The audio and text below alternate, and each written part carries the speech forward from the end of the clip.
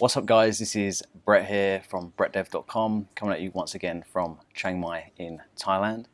And today in this video I want to talk to you freelancers out there, you guys that are looking to work online, and I want to talk about a phrase that my friend Jason, a mate of mine, said to me recently. It was geographical arbitrage. Now I'm not sure if he actually coined the term, but basically today I'm going to talk about what it means and how it can benefit you guys and how that involves kind of moving to Thailand and doing the whole digital nomad thing.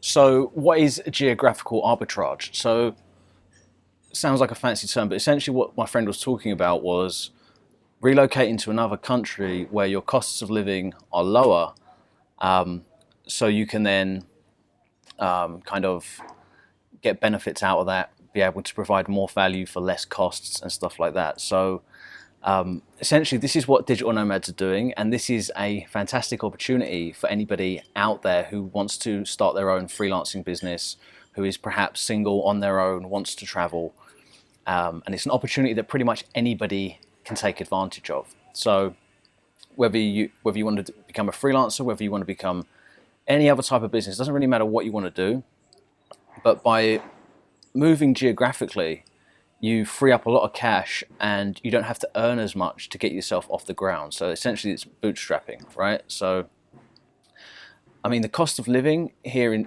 Thailand, you can live here comfortably for about $1,000 a month.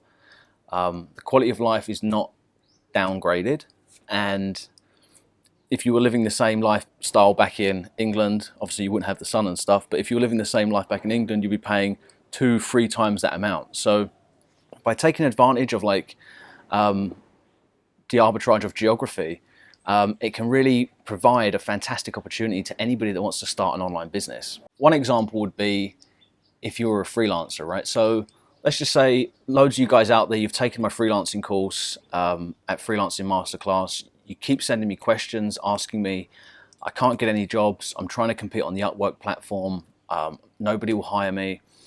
The big problem that a lot of people have is they're just starting out from scratch. So I spoke about this in another video, which I'll link up in the top, where I basically said, if you're starting out an online business, especially like a freelancer or a service provider, and you have no history or background, you don't actually have kind of anything to offer anybody. You are, as experienced as you might be in your particular field, your business is brand new. So you need to be able to do something which sets you apart, right?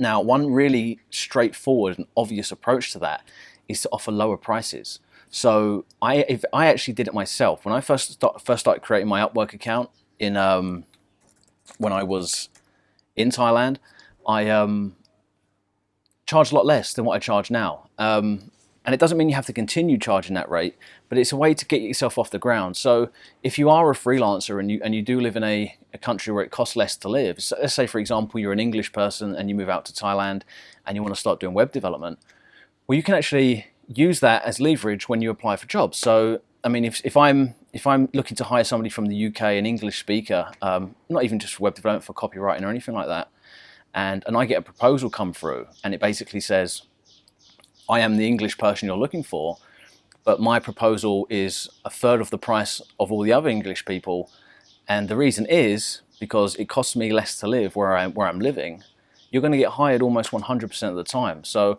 that's another question that's came up with the freelancing, is people have said to me, should I tell people I'm in another country? And absolutely you should tell them, because that is your competitive advantage, and that is geographical arbitrage at its best.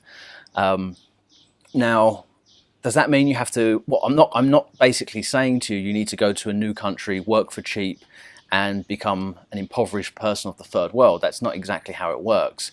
But what I am saying is use geographical arbitrage to help you, get you on your way.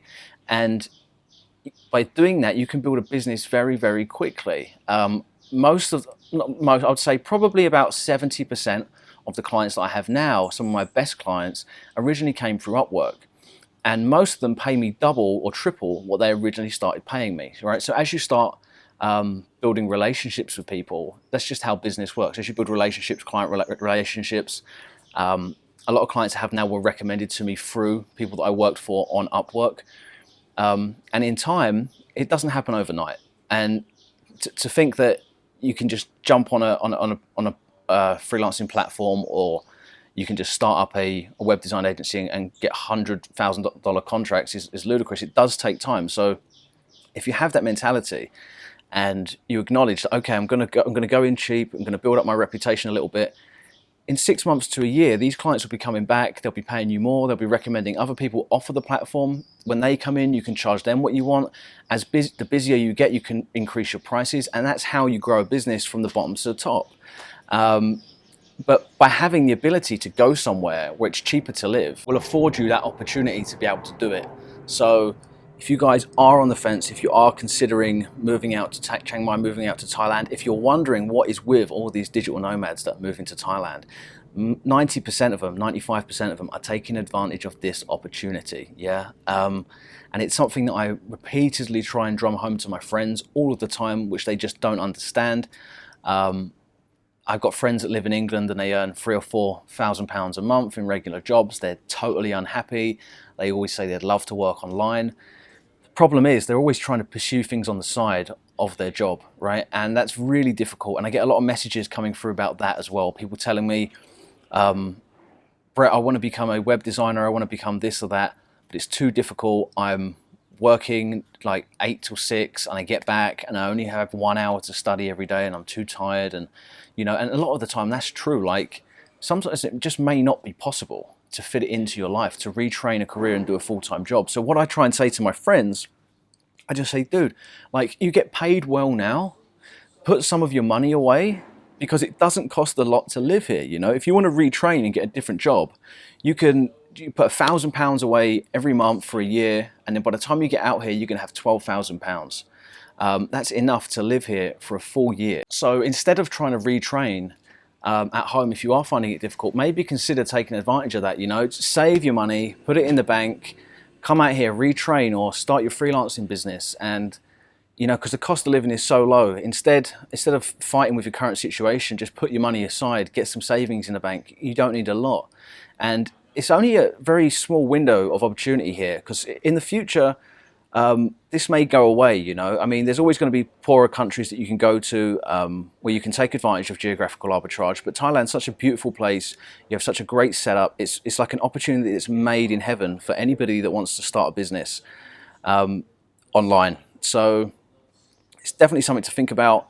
And it's also why I kind of promote freelancing as well, because freelancing is not a risky business, okay? It's not like FBA, we have to invest some money and you may or may not pay off. It's not like drop shipping where you spend a bunch of money on ads for a product and they don't sell and you waste all your money.